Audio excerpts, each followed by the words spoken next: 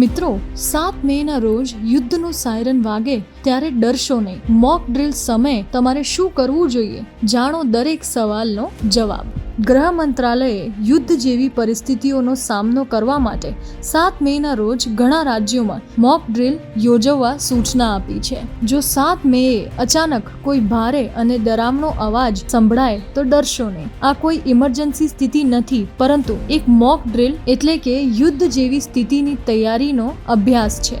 હવે શું છે આ યુદ્ધ સાયરન? આ એક સ્પેશિયલ એલાર્મ સિસ્ટમ છે જેનો ઉપયોગ જોખમની સ્થિતિમાં લોકોને ચેતવણી આપવા માટે થાય છે. તેનો અવાજ ખૂબ જ મોટો છે જે દૂર દૂર સુધી સ્પષ્ટ સંભળાય છે. સાયરનનો અવાજ ઉપર નીચે થતો રહે છે, જેના કારણે તે સામાન્ય વાહનના હોર્ન અથવા એમ્બ્યુલન્સના અવાજથી અલગ લાગે છે. તે યુદ્ધ, હવાઈ હુમલો અથવા કોઈ પણ મોટી દુર્ઘટના દરમિયાન લોકોને ચેતવણી આપવા માટે વગાડવામાં આવે છે. તેનો મુખ્ય ઉદ્દેશ્ય લોકોને જોખમ વિશે ચેતવણી આપવાનો અને સમયસર સલામત સ્થળે જવા માટે તૈયાર કરવાનો છે. તેની તીવ્રતા 120 થી 140 ડેસિબલ સુધીની છે, જે ખૂબ જ જોરથી છે. આ સાયરન 2 થી 5 કિલોમીટરના વિસ્તારમાં સંભળાય છે. સાયરન ક્યાં સ્થાપિત છે? પોલીસ સ્ટેશને, સરકારી કચેરીઓ, પોલીસ હેડક્વાર્ટર, ફાયર સ્ટેશન, સૈન્ય જગ્યાઓ અને ભીડવાળા વિસ્તારોમાં. ઇતિહાસમાં ક્યારે વાગ્યું હતું સાયરન? 1965 ભારત પાકિસ્તાન યુદ્ધ દરમિયાન, 1971 ભારત પાકિસ્તાન યુદ્ધ દરમિયાન અને